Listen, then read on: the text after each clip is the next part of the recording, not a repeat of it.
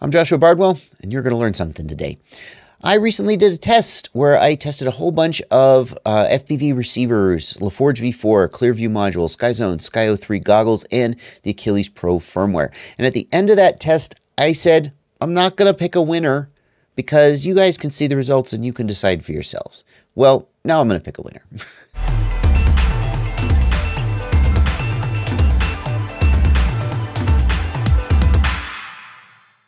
Let's talk about the Clearview first. The Clearview did not mop the floor with the field, and that's what you would expect for the price. I think there are environments where the Clearview would do very well. I see a lot of racers choosing to run the Clearview, and they're not throwing their money away for no reason. Some racers insist on flying the Clearview, and it makes me wonder if the Clearview would do much better in a very congested environment. Maybe one of these weekends when we've got like a race going on. Ooh, April 21st is the multi-GP qualifier. Maybe I'll do some testing and test it in a congested environment and see if it does a lot better, like at a race. The other place where Clearview has traditionally done well is in environments with a lot of multipath, like inside a building. I've kind of joked that I think whoop racers are actually the best customer for Clearview because they're flying these tiny dipole antenna, 25 milliwatt. They have a really terrible RF signal coming out of the tiny whoop, and then they're in a building with a lot of multipath. They're the ones who could actually benefit the most from a Clearview. And my test environment didn't have much multipath either. That being said, my test environment is very similar to the kind of environment many of you guys are flying in. And I have to say, I'm not convinced there's a big benefit, especially given the price hike. You know, in fact, the Clearview in many situations had less range than the diversity modules. Even when they were on the Omni antennas, it kind of had full dropout before, well, the LaForge. We'll get to that. And I don't know why that is. I've done tests in the past where the Clearview has done really, really well. However, those were some of my earliest tests. And for example, I was only flying one module at a time. I wasn't flying them all at once because I couldn't record more than one feed at a time. And so I may not have flown exactly the same path, or there may have been other variables in my early testing. I don't know. I was also testing the Clearview ground station, whereas this is the module. Unfortunately, my ground station is on loan right now to Heads Up FPV. He's taking it to races. So I can't at this time do a side-by-side test of the module and the ground station, which might be interesting. The LaForge. If I had to pick a winner in this exact test, it would be the LaForge. I've looked at the footage a lot, and I have to say, a lot of times if there's not like a clear and undisputed winner, I go, well, I'm just not going to call it.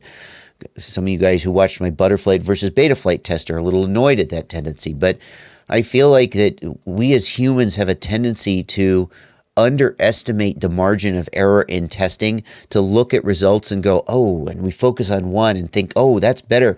And we're not really great at being objective about data. And so I try and be very generous with my margin of error and not call a winner unless I am really, really sure that there's a definitive winner. And in a case like this, I really do feel like the LaForge was a definitive winner. There were so many cases where I was looking at the screens and the LaForge was clear and everybody else was breaking up.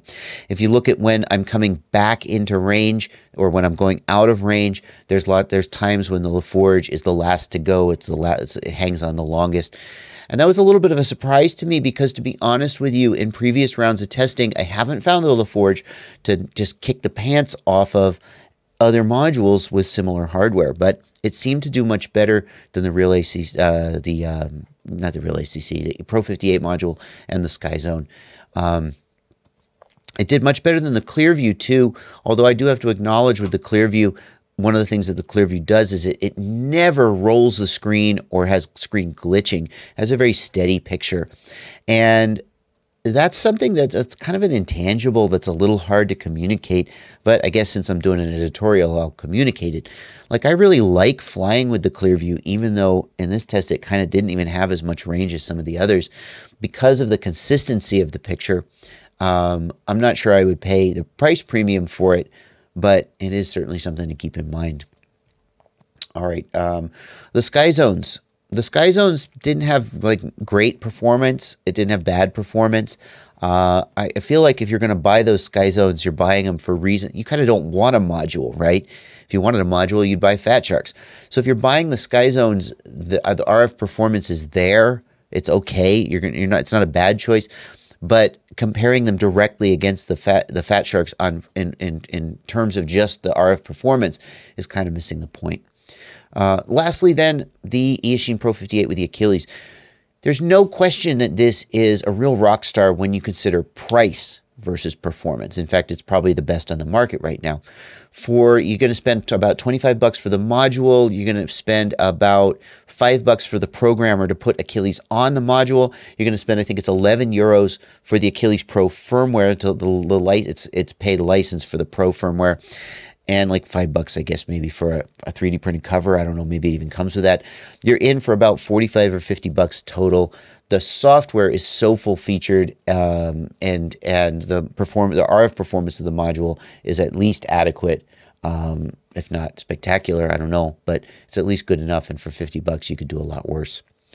Last thing, then, what about TrueD? Why, unfortunately with this test, because I was using these 4 screens because I wasn't quite sure if I could trust the results of the DVR, I was only able to test 4 modules at a time, and as a result, I couldn't fit TrueD in. I left TrueD out, as I said, because I've tested it against LaForge in the past, and they've always been really close. So I have to say, ever since LaForge, the new firmware came out with the new animated user interface, I've really been loving it. And every time I go back to my TrueD, I find the interface a little bit clunky and annoying. So I would probably pick the LaForge just based on that. Although I think the real place where TrueD fits in is that it's a single module and it fits really easily into goggles. There's no wire running across the front with the internal or the external install. So it certainly is great as a drop-in. And now that I've seen LaForge do so much better than everybody else in this test, maybe it would be worth it to go back and see if finally with V4, LaForge has done something to kind of come out ahead. But for the time being, unfortunately, we just don't have those test results for the TrueD. Nothing against the TrueD. It's a good module. I just had to make the cut somewhere. And I really wanted to test these new modules that I hadn't tested before. So that's where I made the cut. Links to all of these products are down in the video description. Yes, they are affiliate links. It's one of the ways I support myself now that this is my full-time job, as you may have heard. So I appreciate you guys using those. Ask me any questions you got or anything any of your thoughts about the testing. What do you think? Do you all finally agree with me about this one? Do you also think LaForge won? I feel like the results are pretty clear cut, but I've always been surprised at other people's ability to look at the same data and come to different conclusions. And that's why I just present you the data and let you make your own decisions. But I'll also give you my opinion too. See, I have it both ways. Thanks for watching. Happy flying.